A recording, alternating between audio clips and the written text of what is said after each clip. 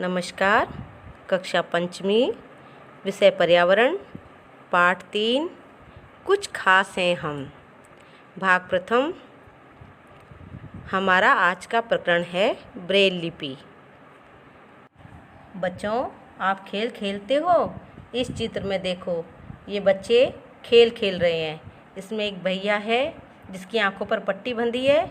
वो दूसरे भैया बहनों को पकड़ने की कोशिश कर रहा है। यदि आपकी आंखों पर पट्टी बंधी हो तो दूसरे भैया बहनों को पकड़ना कितना मुश्किल होता है ना? लेकिन फिर भी आप खेल खेल में बार बार प्रयास करने से आखिरकार पकड़ ही लेते हो। इसी तरह से अगर आपकी आंखों पर पट्टी बांध दी जाए और आपको कहा जाए कि आप अपनी किताब को पढ़िए, तो क्या आप पढ़ पाएंगे? नहीं, आपका उत्तर होगा नहीं। लेकिन दुनिया में ऐसे बहुत से लोग हैं जो देख नहीं पाते लेकिन पढ़ाई कर लेते हैं। हेलन केलर भी आँखों से नहीं देख सकती थी, लेकिन एक लेखिका के रूप में जानी जाती है। अब आपके मन में सवाल उठता होगा कि हेलन केलर कैसे पढ़ती होगी, क्योंकि वो तो देख भी नहीं सकती थी। तो आइए हम उस हेलन केलर के बारे में जानते हैं। हेलन केलर का जन्म 27 जून 1880 अमेरिका के अलाबामा शहर में हुआ। एक बीमारी के दौरान जब इनकी अवस्था 19 महीने की थी, उस समय इनकी देखने और सुनने की क्षमता खत्म हो गई। इनके जीवन में काला अंधेरा छा गया और आवाज़हीन जीवन अब उनके लिए और परेशानी भरा हो गया। ऐसे में उनकी शिक्षा को लेकर उनके माता पिता बहुत परेशान थे। तभी उनके जीवन में एक उनकी शिक्षक आई जिनका नाम था एन सेलिब्रेन। उनके जीवन में आई और वे उनकी अटूट मित्र बन गईं। उन्होंने उनको हर चीज़ का एहसास कराकर और उनको महसूस कराकर इस दुनिया की पूरी जानकारी दी। उन्होंने ग्रेजुएशन की शिक्षा प्राप्त की और बड़ी होकर के उन्होंने अपनी आत्मकथा लिखी और अन्य बालकों के लिए प्रेरणा का स्रोत बनी। ऐसी थी हेलन केलर। अब जो लोग देख नहीं पाते वे किताबों को कैसे पढ़ते होंगे? इसके लिए आइए हम एक प्रयोग करते हैं। आप एक मोटे कपड़े के थैले में कुछ मिलती जुलती चीज़ें जैसे अलग अलग तरह के पेन, पेंसिल, स्केच पेन आदि रखिए। अपने एक साथी को आंख बंद कर अपना हाथ थैली में डालकर कोई एक चीज़ पहचानने को कहिए। बारी बारी से सभी साथी एक एक चीज़ को पहचानने का प्रयास करेंगे। अब बताइए, आपने उन चीज़ों को कैसे पहचाना?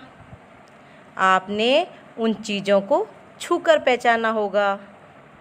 अब सोचिए, वे लोग जो देख नहीं पाते वे किसी भी चीज़ को इसी तरह छूकर पहचानते हैं। इस लिपि को ब्रेल लिपि कहते हैं। आओ जाने ब्रेल लिपि के बारे में। अब आपको एक चित्र दिखाई दे रहा है। इस चित्र में 6 बिंदुओं की सहायता से एक एक वर्ण की रचना की गई है। इसमें आपको अंग्रेजी के ए से जेड तक के अक्षर दिखाई दे रहे हैं। इन ए से जेड तक के अक्षरों को 6 बिंदुओं के माध्यम से अलग अलग तरीके से लिखा गया है। देखिए, ए में 1 नंबर के बिंदु को बड़ा करके गहरा गोला किया गया है। बी में 2 बिंदियों को बड़ा और गहरा गोले के रूप में किया गया है। सी में ऊपर की 2 बिंदियों को गहरा और बड़ा किया गया है। इसी तरह से अलग अलग सभी वर्णों की रचना अलग अलग तरीके से की गई है। ये सभी वर्ण ब्रेल लिपि के संकेत कहे जाते हैं। इस चित्र को ध्यान से देखिए। ये है स्टाइलस।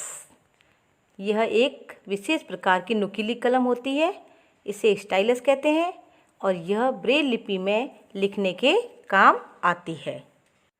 अब इस अगले चित्र में देखिए, ये है एक स्केल है। ब्रेल लिपि में हर अक्षर जैसे ए, बी, सी के लिए विशेष उभरे हुए संकेत होते हैं। इस लिपि में 6 बिंदुओं से सभी वर्णों की आकृतियों का निर्माण किया जाता है। इसके लिए एक लकड़ी की स्लेट पर एक मोटा कागज़ रखा जाता है और उस पर एक विशेष स्केल होता है जो इस चित्र में आप देख रहे हैं, जिस पर 6 बिंदु ऊपर दिए गए चित्र में ध्यान से देखें, इनका समूह लाइन से बना होता है। कागज़ पर नुकीली कलम से जो अक्षर लिखना है उसके अनुसार बिंदु पर छेद कर दिया जाता है। जैसे अंग्रेजी भाषा का ए वर्ण लिखना है तो बिंदु 1 पर नुकीली कलम से छेद किया जाता है। इस प्रकार कागज़ पर छेद करने के बाद उसे पलट देते हैं। कागज़ के दूसरी तरफ अंगुली फेरने पर उभरे हुए बिंदु महसूस होते हैं। इन उभरे छेदों को अंगुली से छूकर पहचाना जाता है कि क्या लिखा हुआ है। इस चित्र में ब्रेल लिपि में इंडिया लिखा गया है। आप भी ब्रेल लिपि में चार्ट की मदद से अपना नाम वगैरह लिख सकते हैं। देखिए, आई बनाने के लिए राइट हैंड की ओर ऊपर एक और बाईं तरफ बीच में एक बिंदी को गहरे गोले से बड़ा किया गया है। एन लिखने के लिए ऊपर 2 बिंदियाँ, राइट की ओर बीच में एक बिंदी और बाईं ओर नीचे की तरफ एक बिंदी, इनको सबको बड़ा करके और गहरा किया गया है। इस तरह से ये पूरे अक्षर लिखे गए हैं। इसी प्रकार आप सभी अपना अपना नाम लिखने का अभ्यास करें।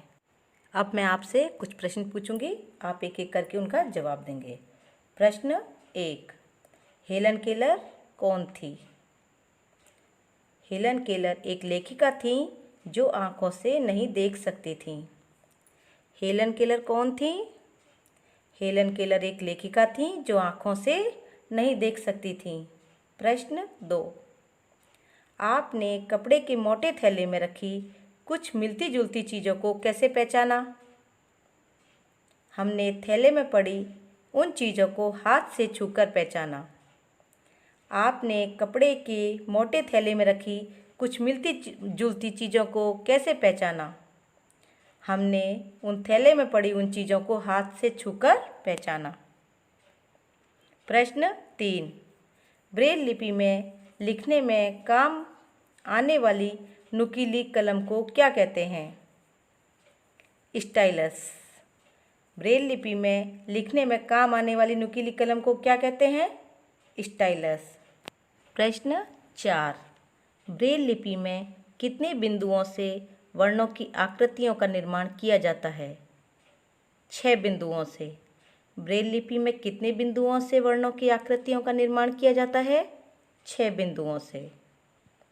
प्रश्न 5, ब्रेल लिपि किसे कहते हैं? जो लोग देख नहीं पाते वह एक विशेष लिपि की सहायता से छूकर वर्ण को पहचानते हैं। इस लिपि को ब्रेल लिपि कहते हैं। ब्रेल लिपि किसे कहते हैं? जो लोग देख नहीं पाते वह एक विशेष लिपि की सहायता से छूकर वर्ण को पहचानते हैं। इस लिपि को ब्रेल लिपि कहते हैं। अब गृह कार्य के कुछ प्रश्न हैं जो आपको अपनी कॉपी में दिनांक लगाकर और ये प्रश्न सभी हल करने हैं।